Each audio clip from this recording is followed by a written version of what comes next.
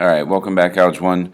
Mr. Geiswhite here. So these are your 1,4D notes, and what we're doing today is we're going to be adding zero and negative exponents to our order of operations. So for our bell ringer, let's start off by looking at an example with order of operations and your absolute values. So first of all, I notice here with absolute values, like I said, these are done at the same time as parentheses. So I'm going to do both of these at the same time. 20 minus 18 is going to give me 2. And 6 minus 15 will give us a negative 9. Now, before we multiply negative 3 times negative 9, we have to do our absolute value stuff first. So first up, absolute value of 2 just gives me 2, and the absolute value of negative 9 is a positive 9. So I'm looking at 2 minus 3 times 9. In this step right here, we need to do our multiplying before we do our subtracting. So 3 times 9 has to be done first. So 3 times 9 is 27. And then our last step, 2 minus 27, gives us negative 25. All right, so again, what we're adding here, exponents of 0, anytime that we have a base raised to a power of 0, this will give us 1. So anything, I'm going to use A for anything, raised to a power of 0 is always equal to 1. It's not equal to 0. That's a common misconception and an incorrect answer. Anything raised to a 0 power is equal to 1.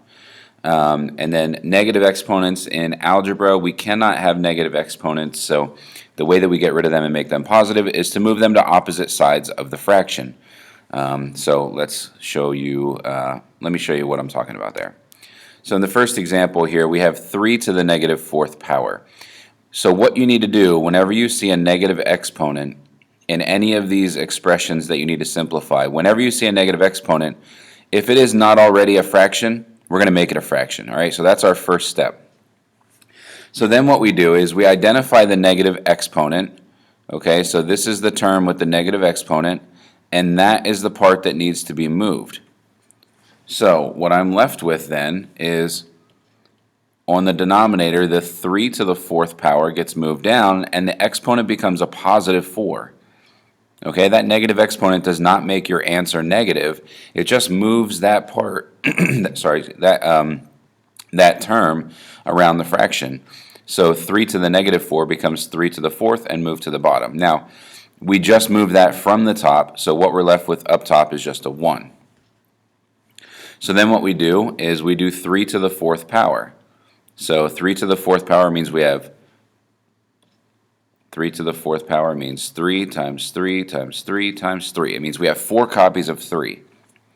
Or on your calculator, you have this, it's called a caret button.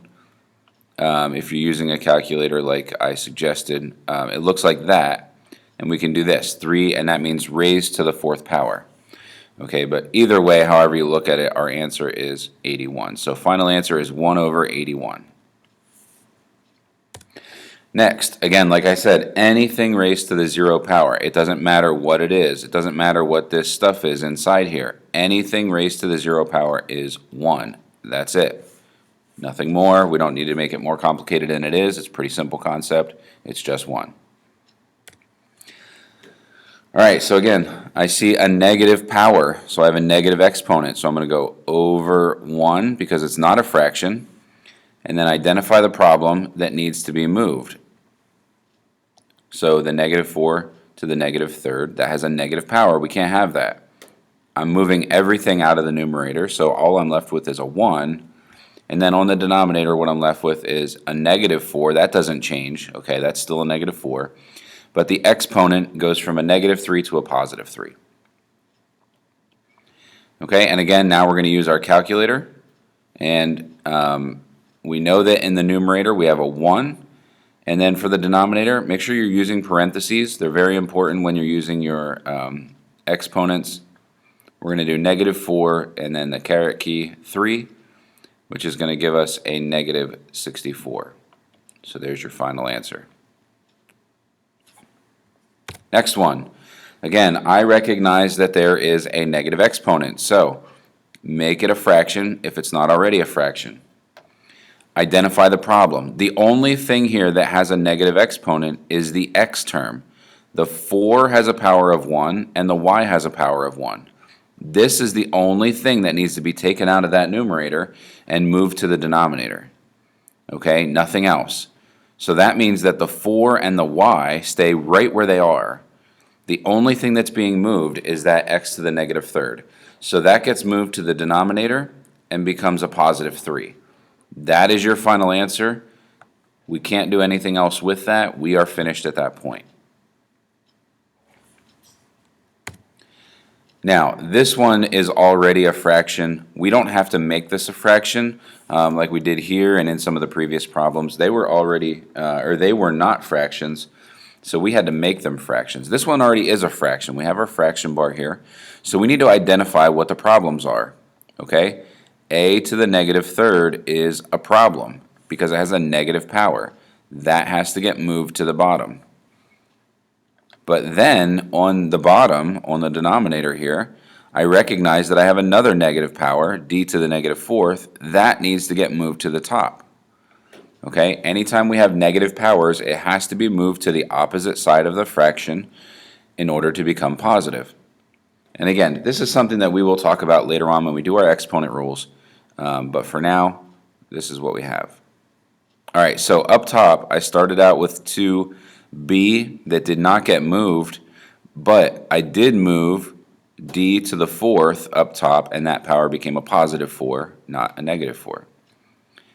Okay, and we want to make sure we put our variables in alphabetical order, so the b should come before d. On the denominator, there was a c squared there already, so c squared is going to get recopied. But then I moved the a to the third down, so I'm going to put that out front, a to the third power. Okay, all my powers are now positive. My final answer is right there, 2bd to the fourth, all over a to the third c squared. All right, last one. We need to, first of all, we recognize that we have a 0 power right here. So again, anything raised to the power of 0 is 1. So 7 to the power of 0 is just 1. Okay, you can do all this in one step if you want to. I'm just going to do it in a separate step. So 3 over 4 raised to the fourth power. We're going to look at these separately. So 3 to the fourth, well, 3 to the fourth is 81. And then 4 to the fourth power, we did 4 to the third power in that last one, and we got 64, so we know it's going to be bigger than that. So 4 raised to the fourth power gives us 256. And then divided by 1. Well, if we divide that by 1, that does not change the value at all. So my final answer is 81 divided by 256. That's your final answer. Okay? Again, like I said, we'll get into negative and 0 exponents more when we do the exponent rules later on in the year. But for now, adding them into your order of operations, this is what we're looking at. A lot of it can be done on your calculator. Just make sure that you're showing the steps along the way. And if you have questions, just let me know.